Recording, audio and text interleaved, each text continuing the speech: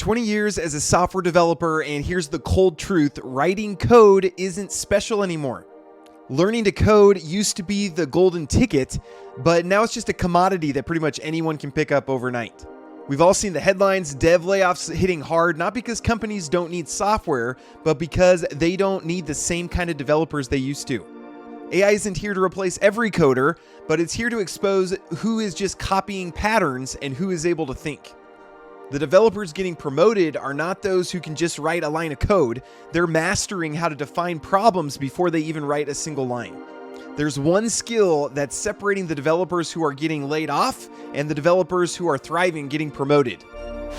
Stick around and I'll break down the Spec-first framework that's really changing the game. So quick context on why I am the one telling you this. So I've spent 20 plus years writing code. These days I work in developer relations at Zencoder, which means I get a front row seat to how real engineering teams are using this stuff. Not the demos, but the actual day-to-day. And here's what I see team after team. AI isn't coming for your job, it's coming for your relevance. Those are two very different things, and the difference is everything. Let me show you what I mean. For 20 years, we told an entire generation the same thing: learn to code. It's the safest bet that you can make. And for a long time, that was true. But think about what's happened. That thing that used to take a senior engineer all afternoon now takes a junior engineer with the right AI tool in about 10 minutes. The actual typing of code has become a commodity, and commodities don't command a premium. Watch what's happening with the layoffs in the industry. Companies aren't cutting engineering because they suddenly need less software. No, they actually need more software. But what changed is the type of developer that they're willing to pay for. And here's the part nobody wants to say out loud. The developers getting cut were not all bad at their jobs. A lot of them were good. They just kept working the way they always had while the ground was shifting underneath them. And this isn't a prediction. This isn't a 5 years out thing. This is happening right now in this hiring cycle. So if you're a developer and you're watching this, does this make your heart sink a little bit? Does this mean it's over for you? Coming from a software developer, first thing, the fear is real. If you've spent years getting really good at writing code and then someone tells you that your skill is now a commodity, that stings. It feels like a rug's being pulled out from underneath you, and I'm not going to pretend like that's not a scary thing for a lot of developers. But the answer is no, this is not the end. You're not out of luck. You don't need to just leave the career and try something else, but you do need to evolve. So you need to change, and a lot of developers are changing in the wrong direction. So what does growing as a developer actually mean in this landscape? Because most people hear that word and they think, okay, great, I got to learn a new framework. I need to learn a new language to add to my resume. But that's not it. The shift is from being a developer to becoming an AI developer. And that doesn't just mean to learn to prompt better. That's not what that means. But if your plan is to keep writing everything from scratch, line by line, no AI in the loop, just on your keyboard like it's 2010, the good old days, I'm going to be honest with you, I think you're going to struggle. Not because you're not smart, but because you're doing by hand what your peers are orchestrating at a fraction of the cost. The developers who thrive are going to be the ones that learn to direct AI instead of trying to compete with it. It's not a language change, it's a workflow change. And I think there's one skill at the center of it, and it's called spec-first development. So the whole idea fits in one sentence: write the spec, not the code. So here's the old way that we wrote code. So you get a task, you open your editor, you start typing an implementation, and you're making 100 small decisions on the fly as you're writing, and you're hoping it kind of holds together at the end.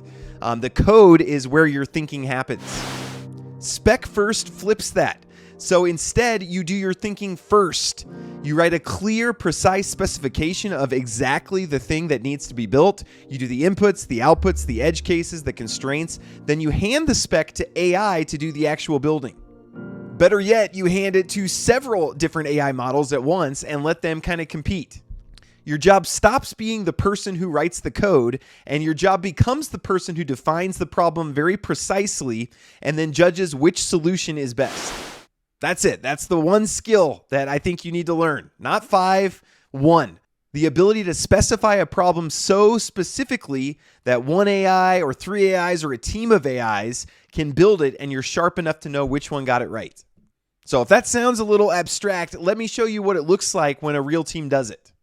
So this is ZenFlow, and it is an IDE designed for AI programming. It's designed for AI devs.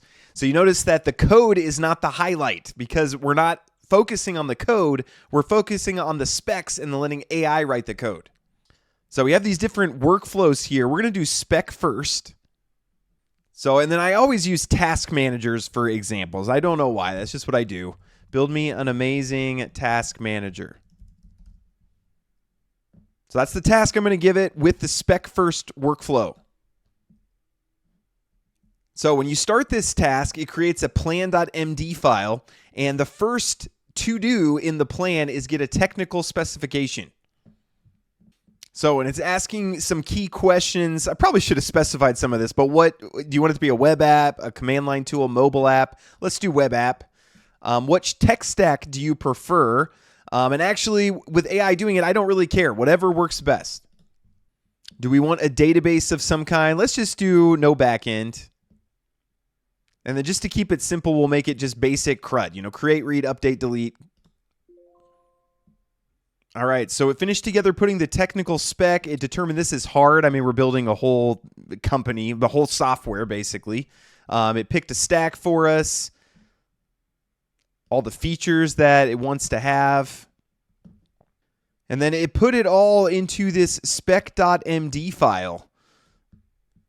So, and this is important because now we can have different agents go work on different parts of this, and they all have this master spec file, which is kind of like the brain of the document, so they know exactly what they're supposed to be building.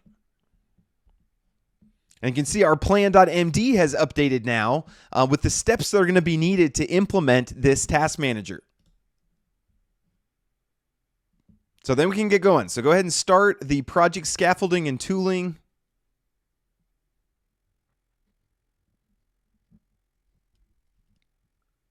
All right, so we got the project scaffolding done. I'm just going to go ahead and start the rest, and I'm going to start them all in parallel. That's the beauty of AI. I can spin up, it's like having 5 employees. Hey, just go work on these things together.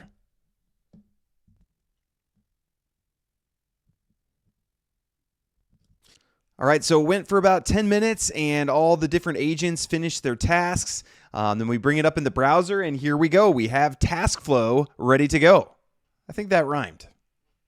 But again, we started with that spec, and then we had the software come out at the other end. So what used to be one developer alone with a blank file is now a developer directing a whole team of agents off a single spec. The same person, but completely different leverage. That's the shift. That's the growth that we need as developers. So let's bring this home. You don't need to learn a new language. You don't need to learn a new framework. You need to learn a new workflow. The developers who internalize this over the next 12 months, who get genuinely good at specifying problems and directing AI to fix them, these are the developers who will still be here in 5 years. The ones who refuse, who treat AI like it's a threat rather than an instrument, rather than a tool, those are the ones who I think are going to struggle. This was never about replacing yourself. It's about upgrading yourself and growing. So we need to stop coding like it's 2010 and start working like the era that we're actually in. So I genuinely want to hear from you guys where you're at on this. So leave me a comment. Are you already working Spec-first? Is this the first time that you're hearing it put this way? How is your company handling AI? Would love to hear from you in the comments. Thank you guys so much for watching. Appreciate it, and have a great rest of your day.